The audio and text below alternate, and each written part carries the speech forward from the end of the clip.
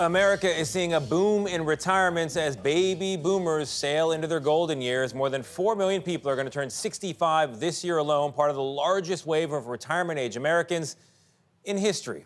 And some are choosing to sail literally. Life at sea is what they want. Nancy Chen shows us what it means to call a cruise ship home. Dining, dancing, and dueling pianos, all while sailing around the world. I live at sea and I'm retired. These are the golden years for Joe Johnston. How many long-term cruises have you been on at this point? I've probably done 6 or 8 cruises of 80 days or longer. Is this home? It is. I sold everything that wouldn't fit in my car, and then I sold the car.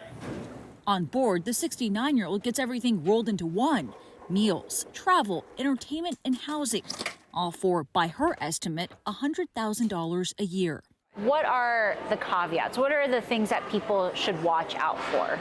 I think it's important to really track what you're spending in some way. So I can tell you last year how much I spent per day on drinks or on shore excursions on average. We met Johnston on board Holland America's Grand World Voyage as it traveled from Florida to Grand Cayman. Her itinerary, over 124 days, will ultimately include Bali, Cape Town, and Barcelona. Cheers. Cheers. Lunchtime was alongside a group of friends she sailed with over the years. Did you know each other before all of this? No. No, we met on the ship. It's like you're traveling with a bunch of friends. Exactly. It is. And family. When you talk about loneliness and isolation among older Americans, it seems like this is such a wonderful way to connect with people. Absolutely. The cruise line, but also my friends that I've met. They're so welcoming and they look after you. A loyal following is one reason why Holland America has kicked off 2 of these cruises simultaneously for the first time. According to travel site Cruise Critic, more companies are adding longer haul trips, voyages that last 3 to 6 months.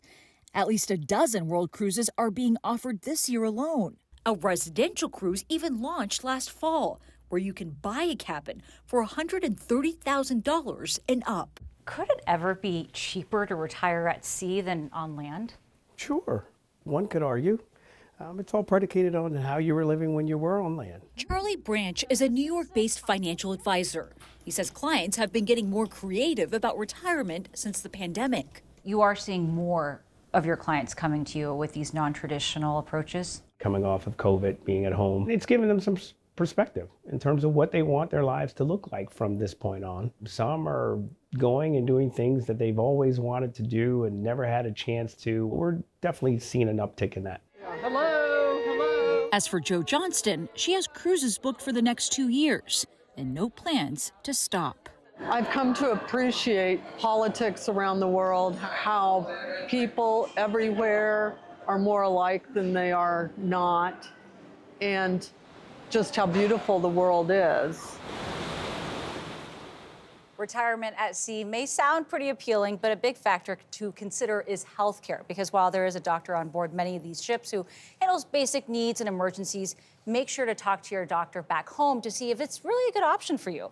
As always, it takes planning to make sure that you have the proper medications, and so you got to stock up when you are at home. But Nancy, on Dr. Odyssey, they handle everything. Ah, well, So they handle everything. I think it Top to sounds bottom. amazing. If Katie doesn't change the passwords on our account, I'm making a You would down wanna payment. do it? Yeah, I'm going to do it. does that include retiring or just all out? I'm retiring. If I could do it now, I would. But what else before I get carried away? Tony, you can. Thank you, Gayle. I appreciate being wanted. What else should people be looking out for? Well, travel insurance is a big must, according to the people that we talked to on all this, but it can be costly. Also, taxes. Just because you are at sea and away from the United States for a long time, you still got to pay up to Uncle Sam. I don't know. Is the taxman really going to come out in a little dinghy and get you? You'll be fine. Nancy, thank you very much.